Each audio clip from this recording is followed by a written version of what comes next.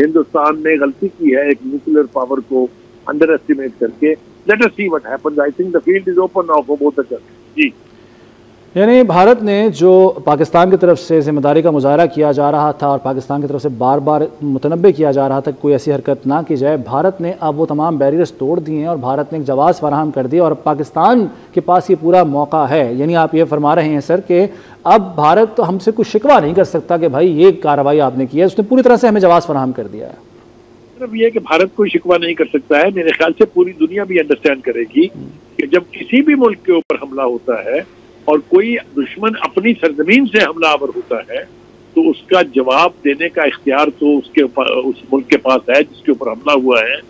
एक तो हमारी इस पोजीशन को पूरी दुनिया समझेगी क्योंकि हमने दुनिया के हर कैपिटल में, हमने दुनिया के हर अदारे में, जो आलमी अदारे हैं, चाहे वो यूनाइटेड नेशन है, चाहे सिक्योरिटी काउंसिल है, चाहे OIC है, चाहे गल्फ काउंसिल है, हर जगह हमने आवाज बुलंद की कि देखिए ये हिंदुस्तान जो है ये जवाब ढूंढ रहा है।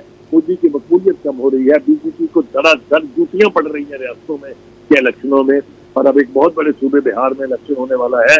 तो ये सारी सूरत हाल से बचने के लिए मोदी ने ये अहमदाना फैसला किया है। इसकी कीमत मोदी और मोदी के फॉलोअर्स को चुकानी पड़ेगी, चाहे वो RSS है, चाहे वो बीजेपी है। जी सर, खुद भारत के अंदर भी जो सैनिटी रखते हैं जो लोग अपोजिशन के हों या दीगर, वो भी मोदी के अब तक के जो इक़दामात हैं, उसके बयानात हैं, उन पर तनकीद कर रहे हैं और सभी ये कह रहे हैं कि ये बिहार के इलेक्शन इसकी बहुत बड़ी वजह है, जो ये पहलगाम वाला फॉल्स फ्लैग ऑपरेशन किया गया है। तो अब जाहिर है इस जो कार्रवाई अब जो की गई है मिसाइल हमलों की, इस पर भी यकीनन काफ़ी तनकीद का सामना करना पड़ेगा मोदी को खुद भारत के अंदर से। देखिए, मेरे ख्याल से वेट एंड सी करना पड़ेगा। अभी हिंदुस्तान की तरफ से दावा किया जा रहा है कि जी हमने 9 जगह पर हमले किए। अभी पूरी सूरत हाल को असेस किया जा रहा है, जो ही सूरत हाल का अंदाजा हो पाएगा उसके साथ उसी के लेवल का देने के लिए प्लानिंग की जाएगी। मेरा ख्याल ये है कि अगले 2-3 घंटे में हमें यकीनी तौर पर कोई ना कोई ऐसी खबर मिलेगी कि भारत को अपनी गलती का एहसास हो।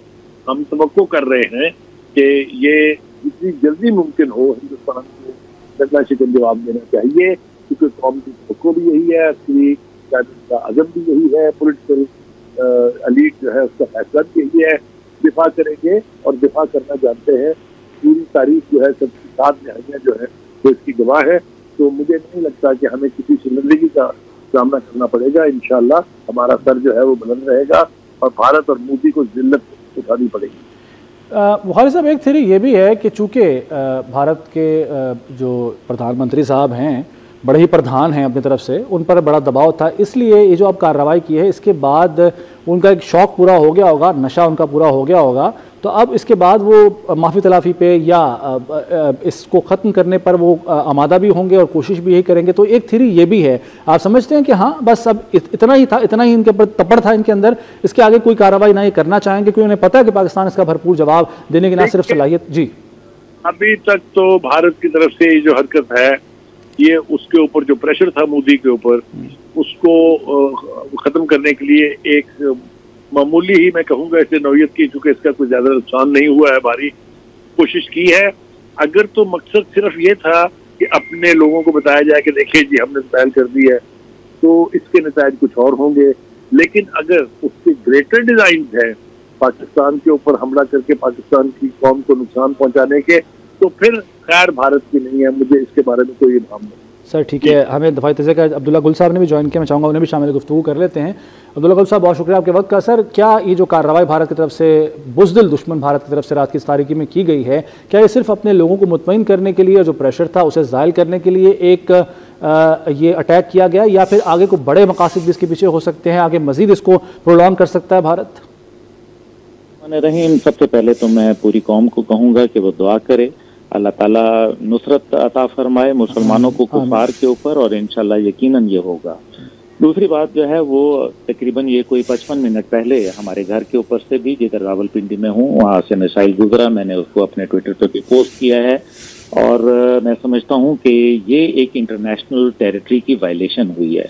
मैं उम्मीद तो कर रहा था, और ये हमारे साथ सलीम बुखारी साहब बैठे हुए हैं, इनको इल्म है, मैं उम्मीद कर रहा था कि जो आज़ाद कश्मीर है उसके अंदर तो शायद LOC को ये कुछ वायलेट करें, लेकिन ये बराह रास्त तकरीबन 5 हमले इन्होंने भावलपुर में किए हैं। मुरीद के अंदर भी मेरे पास अभी रिपोर्ट्स आ गई हैं, और इसी तरीके से कोटली के अंदर और मुजफ्फराबाद के अंदर जो है वो मेरे जो कारकुनान हैं मुझे वो बता रहे हैं।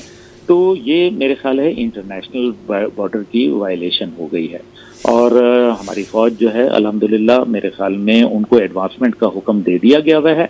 और भारत जो है हमेशा से रात की तारीकी के अंदर जो है छुप कर कमीन गाह से वार करता है, क्योंकि वो कमीना दुश्मन है।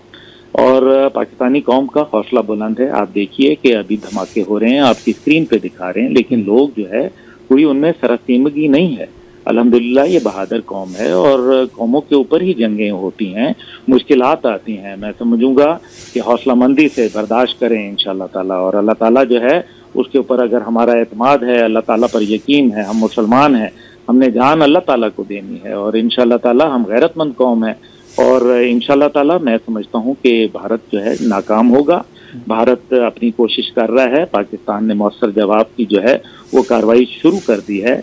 अब अपने वक्त का तयन, अपनी जगह का तयन और अपनी मर्जी के टारगेट सेलेक्ट हमने करने हैं, और इंशाअल्लाह ताला ये पाकिस्तान के अंदर जो उन्होंने किया है, जिसके अंदर मुमकिन तौर पर मौलाना मसूद अजहर के जो मदारिस हैं उनको हमला किया गया है भावलपुर में, और इसी तरह से मुरीद के में जो है वो जमात दावा के जो मुमकिना की वायलेशन हुई है। मैं उम्मीद तो कर रहा था, और ये हमारे साथ सलीम बुखारी साहब बैठे हुए हैं, इनको इल्म है, मैं उम्मीद कर रहा था कि जो आज़ाद कश्मीर है उसके अंदर तो शायद LOC को ये कुछ वायलेट करें, लेकिन ये बराह रास्त तकरीबन 5 हमले इन्होंने भावलपुर में किए हैं। मुरीद के अंदर भी मेरे पास अभी रिपोर्ट्स आ गई हैं, और इसी तरीके से कोटली के अंदर और मुजफ्फराबाद के अंदर जो है वो मेरे जो कारकुनान हैं मुझे वो बता रहे हैं। तो ये मेरे ख्याल है इंटरनेशनल बॉर्डर की वायलेशन हो गई है, और हमारी फौज जो है अल्हम्दुलिल्लाह मेरे ख्याल में उनको एडवांसमेंट का हुक्म दे दिया गया हुआ है। और भारत जो है हमेशा से रात की तारीकी के अंदर जो है छुप कर कमीन गाह से वार करता है, क्योंकि वो कमीना दुश्मन है। और पाकिस्तानी कौम का हौसला बुलंद है। आप देखिए कि अभी धमाके हो रहे हैं, आपकी स्क्रीन पे दिखा रहे हैं, लेकिन लोग जो है कोई उनमें सरसीमगी नहीं है। अल्हम्दुलिल्लाह ये बहादुर कौम है, और कौमों के ऊपर ही जंगें होती हैं, मुश्किलात आती हैं। मैं समझूंगा कि हौसलामंदी से बर्दाश्त करें इंशाअल्लाह ताला, और अल्लाह ताला जो है उसके ऊपर अगर हमारा एतमाद है, अल्लाह ताला पर यकीन है, हम मुसलमान हैं, हमने जान अल्लाह ताला को देनी है, और इंशाअल्लाह ताला हम गैरतमंद कौम है, और इंशाअल्लाह ताला मैं समझता हूँ कि भारत जो है नाकाम होगा। भारत अपनी कोशिश कर रहा है, पाकिस्तान ने मौसर जवाब की जो है वो कार्रवाई शुरू कर दी है। अब अपने वक्त का तयन, अपनी जगह का तयन और अपनी मर्जी के टारगेट सेलेक्ट हमने करने हैं, और इंशाअल्लाह ताला ये पाकिस्तान के अंदर जो उन्होंने किया है, जिसके अंदर मुमकिन तौर पर मौलाना मसूद अजहर के जो मदारिस हैं उनको हमला किया गया है भावलपुर में, और इसी तरह से मुरीद के में जो है वो जमात दावा के जो मुमकिना